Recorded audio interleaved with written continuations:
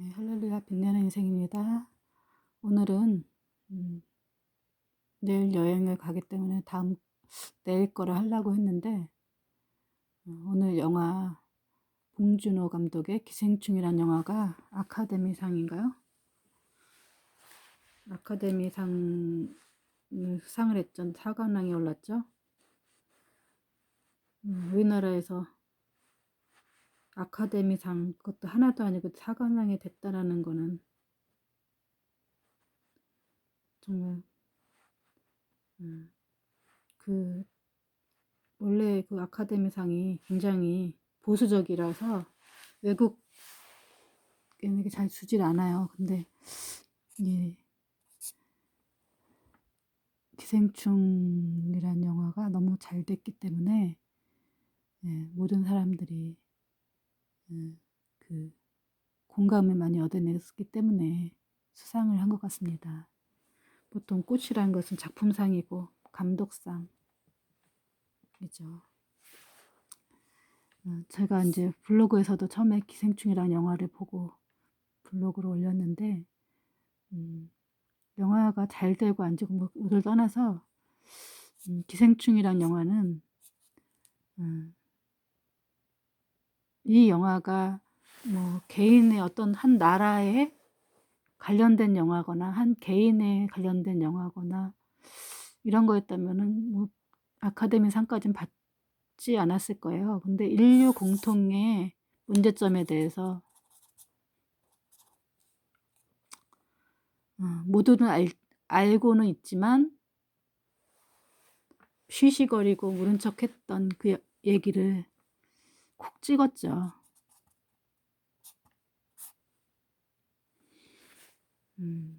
그래서 이제 이 영화가 많은 가치가 있고 우리 마음에 큰 이제 공감을 얻어낸 거죠.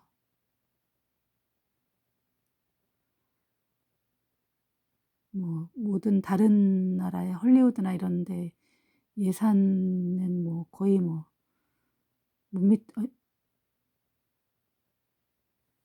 그 10분의 1도 못 미치는 그 예산을 가지고 이렇게 인류 전체를 관통하는 공감시킬 수 있는 그런 영화를 이렇게 했다는 거는 해서 수상을 탔다는 거는 큰 아주 쾌거죠. 우리나라 감독이라서도 아니고 우리나라 배우라서도 아니고 모두가 아는데 모른 척했던 진실이기 때문이에요. 모두가 아는데 모른 척했던 진실.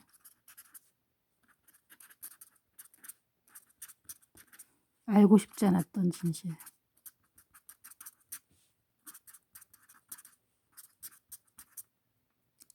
불편한 진실이죠.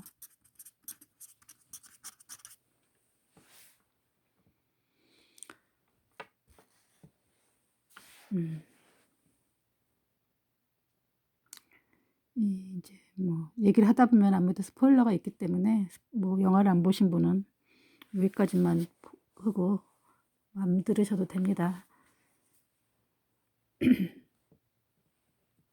그래도 정말 제가 어지간하면은 뭐 이렇게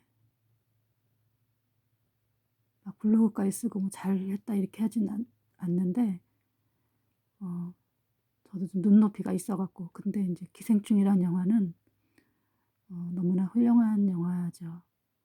또 이분 봉준호 감독의 열차 내가 기생충을 보고 열차를 봤거든요.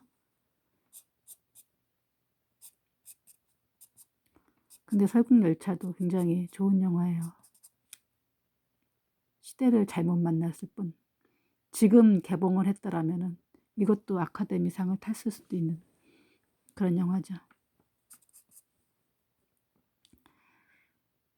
자본주의를 축소시킨 어떤 이제 그런 영화죠. 그래서 봉준호 감독이 무엇을 얘기하고 싶었는지 전체적으로 이제 잘 이해하게 되는 그런 영화였어요. 근데 이제 이 설국열차라는 거는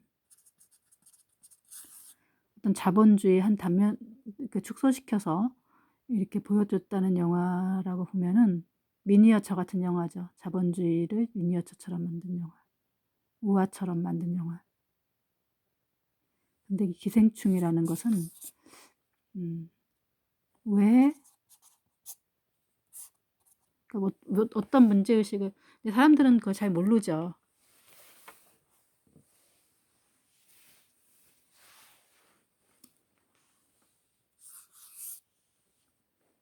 이 영화를 보고 또 각자 다른 생각을 할 텐데 이제 제가 본 관점은 이제 물론 감독이랑 다른 생각할 수도 있어요. 근데 제 생각은 그래요. 왜라는 데서 출발했을 것 같아요. 왜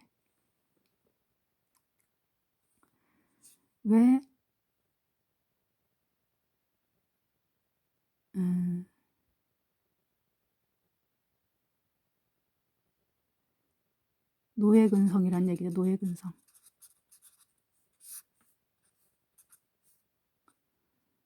많은 사람들이 파이가 있어요. 파이가 있는데 파이가 아니라 피자가 이제 한 판 시켰어요. 근데 아버지가 어떤 사람은 8명인데 8명이 있다고 치자고요. 보통 피자가 8조각이죠. 근데 한 명이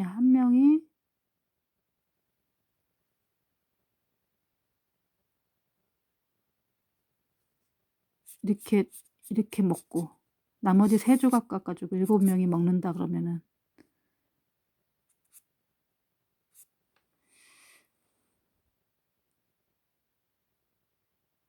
이게 자본주의죠. 능력이 되는 사람이 더 많은 것을 가진다. 근데 그걸 왜라고 한 게 아니라 근데 여기서는 그걸 불합리하려고 한 게 아니고 이 많은 사람들 중에서 그것을 왜 이렇게 해야 되는가 이제 따지는 사람들이 있겠죠. 그래서 요즘 같은 때 이제 뭐 데모도 하고 음? 우리가 정권을 창출하겠다 하면서 이제 나머지 7명이 이제 이 불합리한 것에 대해서 얘기를 하죠. 너는 좀 많이 갖고 있기 때문에 더 많은 것들을 가질 수 있는데 우리는 나머지 7명이 나머지 3개 갖고 나눠야 되는데 중요한 거는 이 7명 중에서도 요즘에 같은 경우는 뭐 많은 숫자가 이제 깨어나 갖고 이것이 불합리하다고 얘기하는 숫자가 있지만 우리나라 같은 경우는 30%에 해당되는 이 30%도 뭐 다 부자는 아니겠죠. 정말 가시질이 가난한 사람들이 그 사람들이 왜 인제 이 제도 이런 어떤 불합리한 것에 대해서 지지하고 이거를 불합리하다고 하는 사람들을 항의하는 사람들을 도리어 핍박하고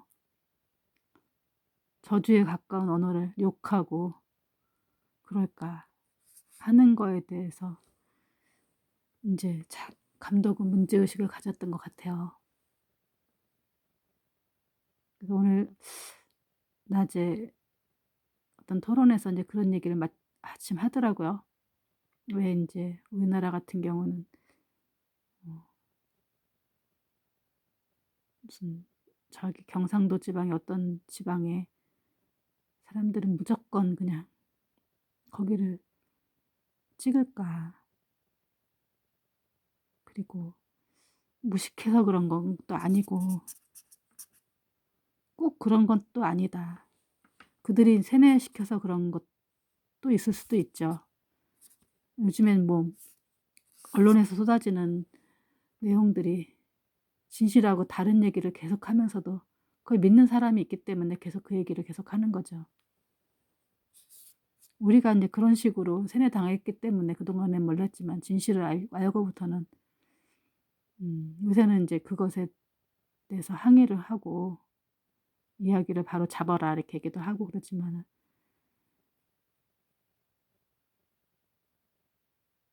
중요한 거는 자기네들이 이제 기득권을 이제 지키는 사람들은 이해를 쳐요.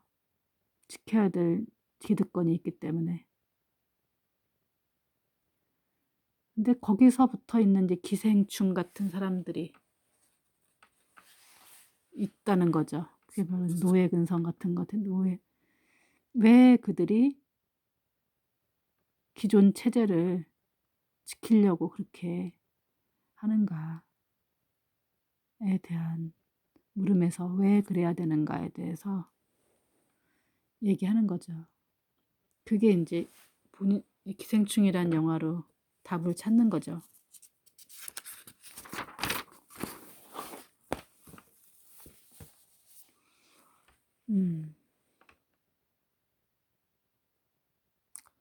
동물농장 같은 것도 마찬가지. 동물농장에도 조지웰의 동물농장 같은 거 보면은 이제 그것도 우아하죠.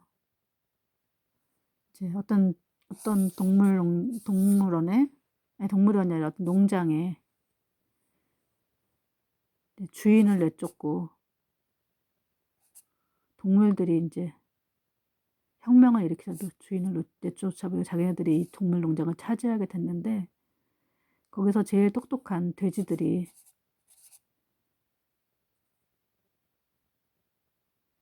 이제 그 주인이 살던 집을 점령하고 이제 열심히 일을 시키죠. 그래서 자기네들끼리 자급자족하면서 이렇게 살기로 하죠. 그러다가 이제 이 돼지들이 자기네들 그 안락한 생활을 하고 나머지 애들한테 분배를 잘 안 하는 거예요. 근데 이제 그 어떤 사람은 어떤 애들은 어떤 동물들은 그것에 대해서 의심을 갖기도 하지만 어떤 동물들은 그것에 대해 전혀 의심하지 않고 그냥 순응하면서 그래도 뭐 응? 주인이 관리할 때보다 낫지 않느냐 이러면서 이 자체도 또 여기서 이제 이것도 하나의 또 우리가 우리 인간 사회를 단면에 보는 거죠. 주인이라는 것은 이 땅의 주인이신 신을 내쫓고 우리 인간끼리 자기네들끼리 이제 딴 살림을 차린 거죠. 우리끼리가 아니라 사단이 이제 우리를 꼬셔서 이렇게 만들어 놓은 거죠. 그렇게 만든 데서 이 땅에 있는 사람들이 이 자본주의라는 이 세상에서 부자는 더 부자가 될 수밖에 없고 가난한 사람은 가난한 수밖에 없는 이 체제를 아무도 얘기하지 않고 이 이제 기생충의 역할을 이 기생충들 때문에 이 자본주의가 또 굴러간다는 거예요. 왜냐하면 이들한테 표를 안 주면은 이런 또 제도를 고쳐질 수도 있는 거잖아요. 이들은 이 기득권층들은 이들한테 끊임없이 가짜 뉴스를 퍼뜨리고 이들은 이들에게 희생해서 살아가죠.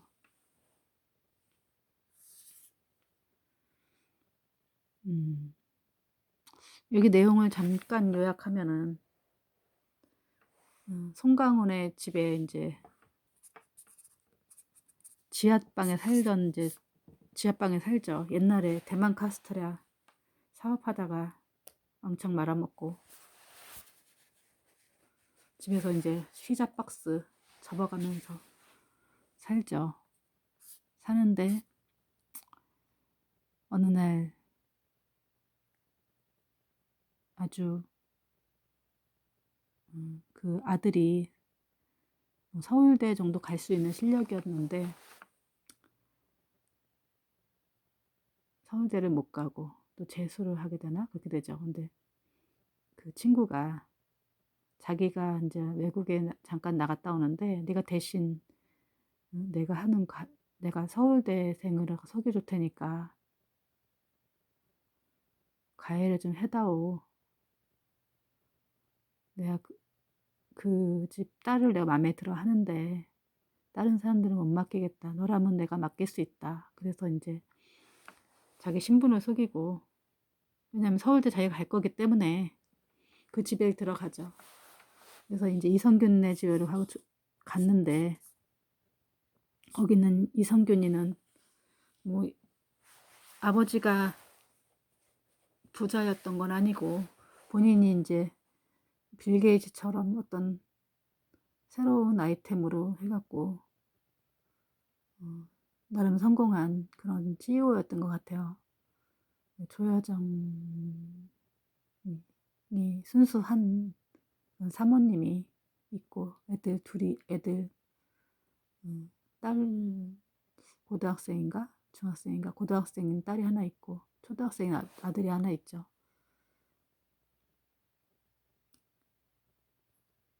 그러다 보니까 이제 그 집에 이제 가니까 너무 좋은 거예요.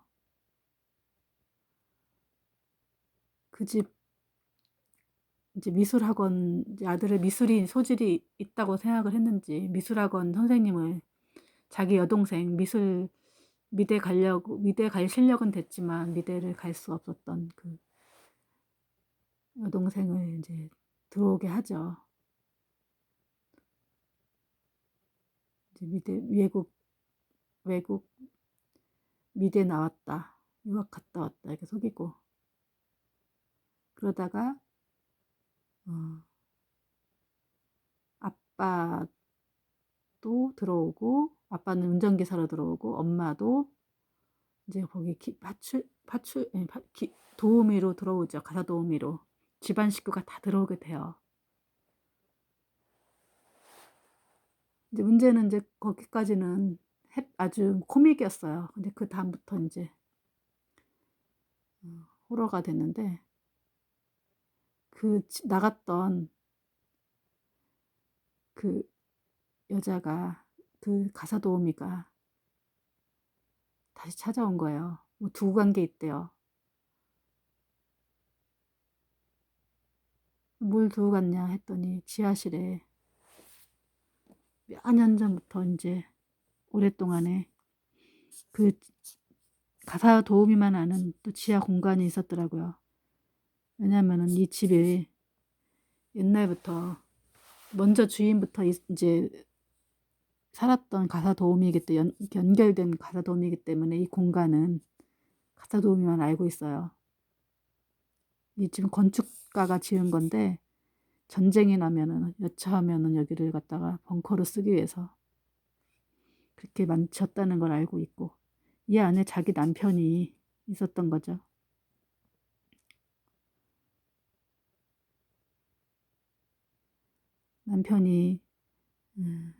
남편도 대만 카스테라 사업하다가 망하고 빚쟁이에 쫓기다가 여기 오게 되고 이제 이런저런 거 하다가 이제 우연히 싸우게 되다가 그 남편도 죽고 가사 도우미를 죽이게 되죠.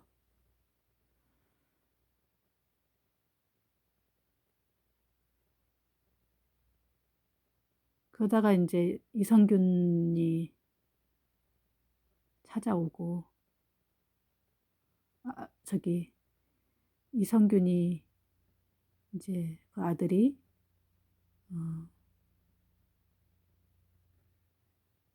이제 캠핑을 좋아해서 캠핑 갔다가 비가 다시 돌아오고 뭐 그건 아니구나. 그런 건 이제 그런 게 있었고, 그다음에 아들의 이제 생일 잔치를 하는데 생일 잔치에서 여자가 그 가사도우미가 죽자 그 지하에 있던 그 가사도우미 남편이 나오게 되고 송강호를 자기가 이제 그 이성균 이 사람은 리스펙하고 존경한다고 하는 거죠. 존경. 자기가 먹고 살 수가 있으니까 그 안에서 가사도우미가 갖다 주는 밥과 이런 거. 그러면서 어떻게 하다가 그 송강호 딸내미 걔를 죽이게 돼요. 송강호가 자기 딸내미가 죽고 죽어가는 것을 보는데 이성균이 빨리 차를 대라고 하니까 열받아갖고 결국 이성균을 죽이게 되고 막 이러면서 나중에 도망가서 나중에 다 자기가 이제 이 지하에 들어간다는 내용이죠. 제가 이제 오래전에 봐갖고 뭐 내용이 대충 이런 내용인데 나중에 아버지가 어디 갔나 했더니 이 지하에서 살고 있었다 이런 얘기죠. 기생충이 뭐예요? 기생충이 우리 몸에 이제 기생해서 살고 있는 거죠. 우리 몸에 수많은 이제 막 기생충이 살고 있대요. 그런 것처럼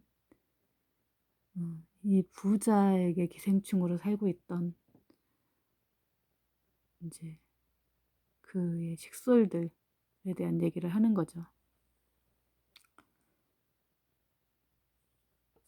그러니까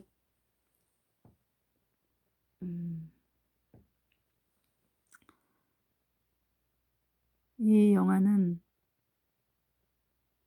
비록 이 사람들뿐만 아니라 우리가 아무것도 가진 노동자 계급이지만 노예의식에 쩔어서 자기가 노예인지도 모르고 살아간다는 얘기죠. 그리고 주인이 먹여 살리니까 당연히 자신들을 먹여 살리고 거기서 숨어서 지내고 그것을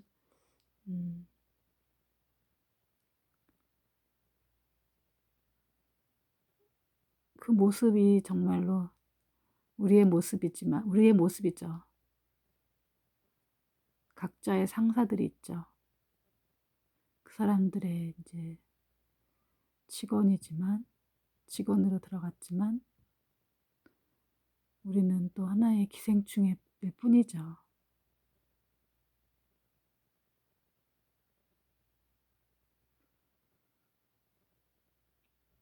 근데 왜 문제는 뭐냐면은 이걸 가지고 뭐라 그러는 거냐. 이성균이가 이렇게 부자가 됐고 거기서 이제 직원으로 일해서 월급 받고 생활하고 거기에 있고 그게 문제가 아니라 이 영화는 이 시스템의 문제, 시스템. 이것을 왜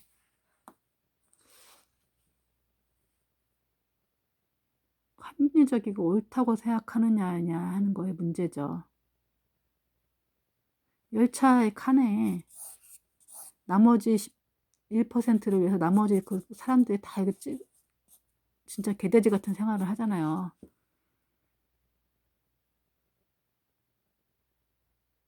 이 시스템을 왜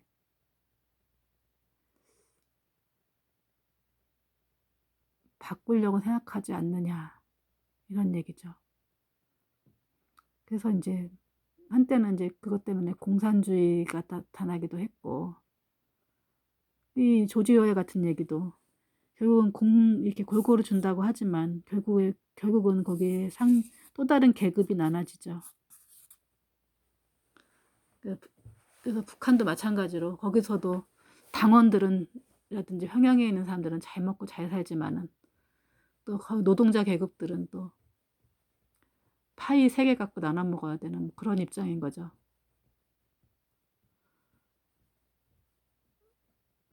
이 시스템이라든지 이런 것을 어떻게 바꿔야 될까요?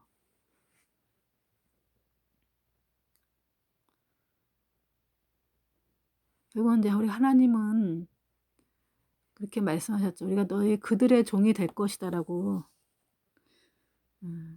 왕을 달라고 하죠, 이스라엘. 그러니까 우리가 성경을 읽을 때 왕을 달라고 하죠. 우리가 다른 나라를 보니까 왕이 이제 우리는 너무 군대도 없고 뭐도 없고 너무나 전쟁이 일어나도 오합조절로 이렇게 있지만, 물론 하나님이 다 있게 해주셨지만 왕이 없는 하나님만 믿고 가기에는 그들은 너무 불안한 거죠. 그래서 왕을 달라고 하잖아요. 하나님이 왕을 주겠지만 그들의 종이 될 거라고 하잖아요. 그들의 노예가 될 거라고. 지금 시스템이 그런 것 같아요. 우리가 이제 그걸 바꾸려고 노력해도 거기에 또 다른 계급이 생기고, 그렇게 되려면은 독재가 또 돼야 되고.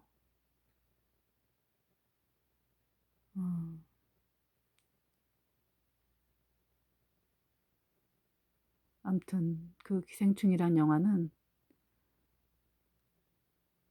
어떻게 보면은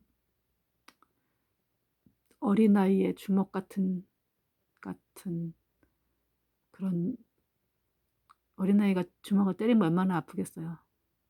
주먹으로 한 대 친 것 같은 그런 영화지만,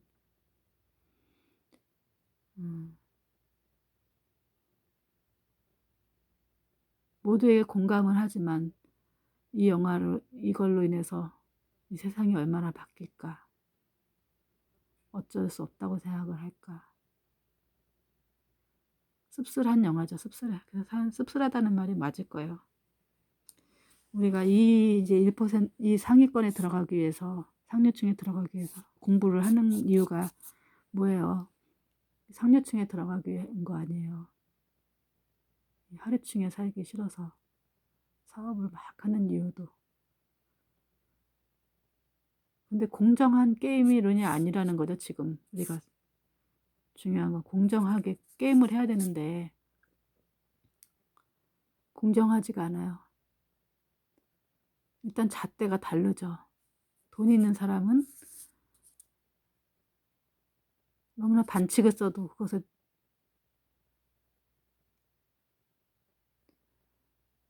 반칙이 아니야. 뭐 학교도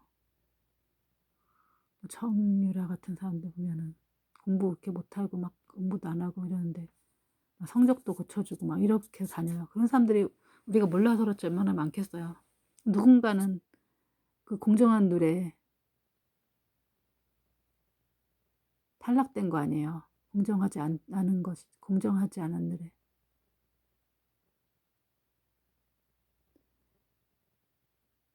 결국은 이 세상은 점점점 그렇게 식으로 가다 보면은, 지금도 서울대 가는 사람 절반 이상이 서울에 살고 강남권에 산다 하잖아요. 이제는 개천에서 용나기가 힘든 사회죠.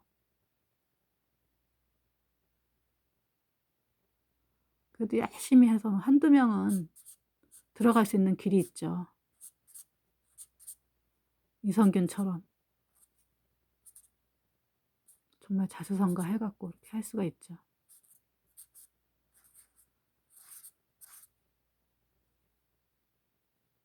그런 사례를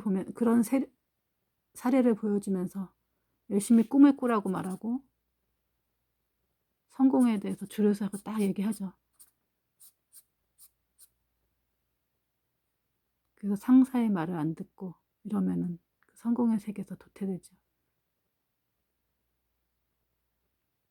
근데 이미 그것도 자기네들끼리끼리 다 정해져 있고 라인이 있고 어느 대학교, 어느 학교, 고등학교 출신, 어디 출신이 정해져 있는 거죠.